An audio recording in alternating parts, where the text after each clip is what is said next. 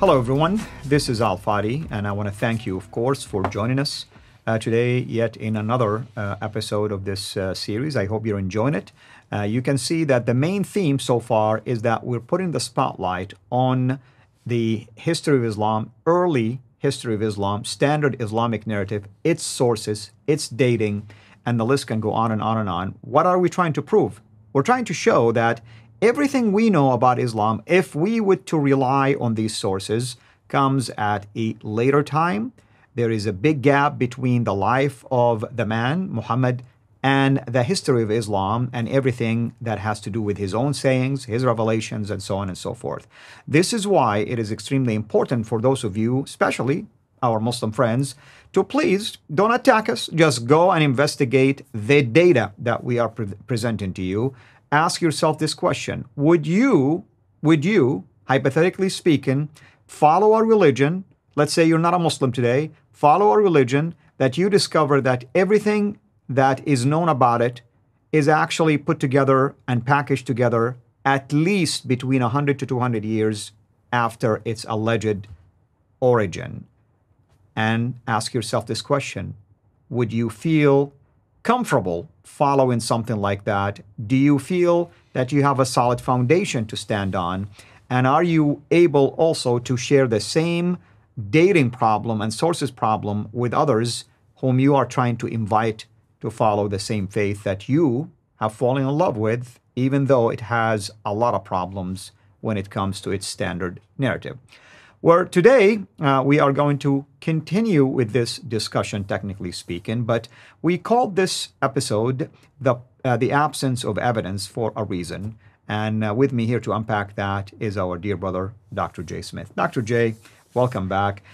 We specifically chose this title for a purpose: the absence of evidence. If you want to elaborate a little bit more on that. Now, this came from a debate I had back in 1995 at Cambridge University, Trinity College, with Dr. Jamal Badawi. I had been down at Speaker's Corner earlier in 1993, 1994, introducing what Gerald Hotting was teaching us in his class. I talked about Dr. Gerald Hotting at School of Oriental and African Studies and all of the Muslims that left the class within 2 weeks.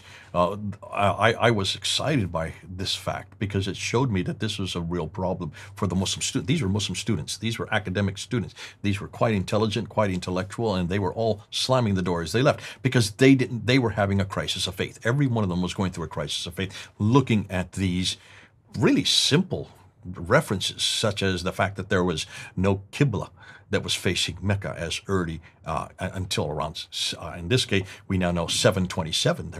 Muhammad died in 632. The Qiblas don't begin to face Mecca for over almost 100 years later. And all the Qiblas, and I didn't even know this in 1995 because we didn't know this, that Gibson hadn't done his research yet, or he hadn't published his research yet. We were going what Dr. Patricia Corona had found, and she noticed that they were all pointing further north, but she didn't know where. Most scholars in 1995, when I was taking this course, believed it was Jerusalem at that time. Huge problem. If all the Qiblas are facing Jerusalem, we now know it was Petra, more like it was Petra because of Gibson's research, which is just about 100 miles away, so roughly in the same area, but that's 600 miles further north. If all the Qiblas for all the mosques up until 706, every one of them are uniquely facing this position over 106 or 600 miles further north, that is a huge problem. And I remember bringing this up into this debate, and Jamal Badawi turned to me and says, "Mr. Smith, the absence of evidence doesn't prove the evidence of absence." And I was kind of caught flat-footed at that time. That's true. I just did have, I said, it's screaming for evidence, though. The fact that there's absence, they're screaming for evidence because this is only 1,400 years ago. We're not talking about 2,000 or 3,400 years with Moses. We're not talking about thousands of years ago. We're just talking about 1,400 years ago. That's not very long. That is very recent. And we're talking about Qiblas. We're talking about place names. We're talking about people. We're talking about events which had been written down. At that time, we even introduced Mecca because we said, what about the city Mecca? Patricia Crone had found, and by that time, she did her book in 1987, Meccan Trade and the Rise of Islam. She had written it, and she had gotten death threats because of writing that book. And all she did was ask this very simple question. there's an absence of any trade route going through a place called Mecca. That was hugely significant. Which is a logical question to ask. It's a logical question to ask. And so I was saying, okay, so I don't have the evidence, neither do you. You don't have the evidence either.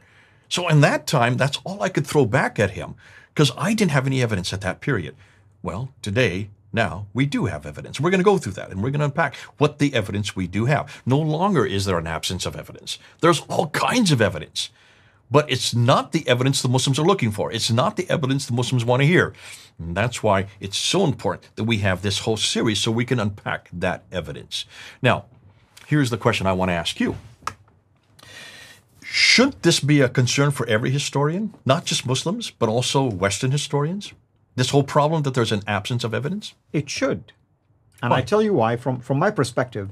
If you are just, let's say, a Western historian, maybe in the field of academia, how can you substantiate anything about Islam if you don't have evidence, solid evidence to back up these datings, for instance? How can you discuss something about the life of Muhammad, for instance, or talk about the history of this religion called Islam, or even Mecca, without backing it up with something tangible? Okay, I'll play the devil's advocate. I'm going to be a Muslim right now. My name is Abdul, and I come to you, Al-Fadi, and I say, well, listen, we've got Ibn Hisham. He talks about the history of Muhammad, gives his life. We have Al-Bukhari, gives us his direct sayings. There it is. I've given you the evidence now. Ibn Hisham, Al-Bukhari. Well, that's interesting, because I just stated to you that there is a big gap between Ibn Hisham and the life of Muhammad, the physical life of Muhammad, Bukhari and the physical life of Muhammad, Tabari and the physical life of Muhammad. So how can you now fill that gap for me with tangible evidence? Very simple. We know that everything that Bukhari said or wrote down, everything that Ibn Hisham wrote down, all the others, Al-Tabari and the others, they wrote it down because they got the matan that they wrote down, they got from Isnad, from very well-sourced individuals who got it from so-and-so, who got it from so-and-so. And remember, Al-Fadi, this is a whole science that you have never studied. This is an entire science that shows who are the authoritative people from which this has been received. Therefore, since you haven't studied this, you have no right to therefore question it. Well, I mean, let's pretend I don't know what I'm talking about. Then why does Bukhari have variations of certain sayings?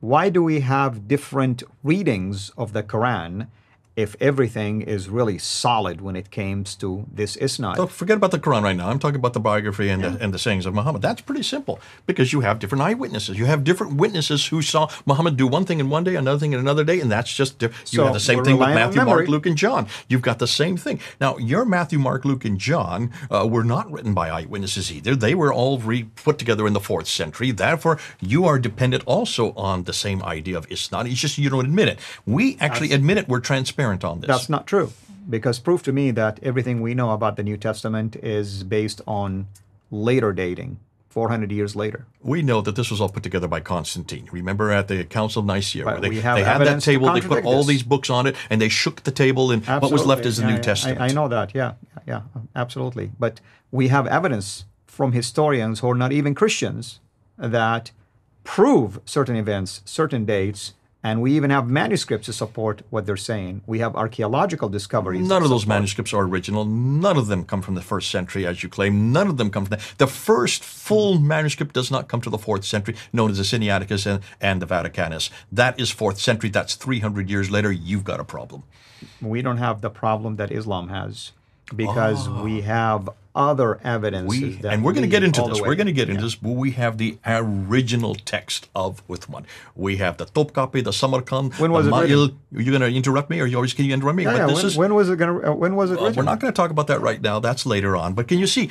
But let's get back to this isnad. The fact that these people at this time period, they knew exactly what they were saying. You could trust them because they weren't lying. This is a whole history of Islam, a whole genre of Islam that you don't know what you're talking about. And that's why we can trust it. I can trust it. Why can't you trust it? I tell you why I won't trust it. Because if you study the ilm al-rijal, or the science of men, the chain of narration, you discover that sometimes they are isolated, singled out as liars, for instance.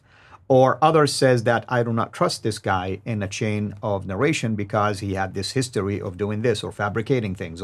And so now we have a problem. And here's the we call that important. taif, and we throw that to a side. We don't call Bukhari or Sahih Muslim Taif, they are Sahih. Therefore, we trust them. Therefore, I would tell you to go to Bukhari and Sahih And Muslim. why would Bukhari collect 660,000 hadith, throw most of them out, settle with 7,000 that has replication in there or duplicates? Proof in the pudding. He threw out that which was Taif. That How which did he was know? How did he know? Because he knew exactly who his isnad were. So but you can see this can continue on back and forth. But let me just. But I tell you why, though, I'm asking these questions. That's the point I want to bring. You are relying on mere men and claiming that they're inspired to I'm share the relying on truth, oral tradition. which is inspiration, right? No, obviously these are not inspired, and this is a huge point. And what you're bringing up, you've just hammered me, and I can see I cannot. You can see if anybody watching this knows who's winning this debate. You're winning this debate hands down, because every not just Islam, we demand this of every religion or any historical reference point. Anybody that makes a historical claim. I don't care if they're religious or not, or political or anything else. If they make a historical claim, we would want to know what the reference is, or who wrote it down, and when was it written down by that person. And we would demand that there be eyewitness account. We do not trust oral tradition for one very good reason. You've been into these birthday parties where you tell a child this thing, and they tell to the next child, next child, next child. By the time 15 children later, what the 15th child said and the first child said are two different things. That's right. We call it Chinese whispers or telephone, whatever one you want to use it. And if that can happen in a period of 15 minutes, how it changes, can you imagine what happens over 200 to 300 years? Absolutely. 200 to 300 years of oral tradition based on somebody that you highly respect and somebody you want to give authority to. I do not trust that type of oral tradition. And that's why we're asking this question. Now, speaking to Muslims now, and I want to talk to you Muslims. Wouldn't you Muslims want to know what exactly happened in the 7th century? Wouldn't you really want to go back to the time Muhammad lived, to the place Muhammad lived? Wouldn't you really like to go back there? Because we're going to show you in the next episode where these people who you trust as the authority for everything you know Muhammad did and said, we're going to show you where they lived. We're going to show you exactly who they were, who Bukhari was, where he lived, where Al-Tabari lived, where Ibn Hisham lived. You need to know this because you haven't been told this, and you're going to see this is going to be highly disturbing.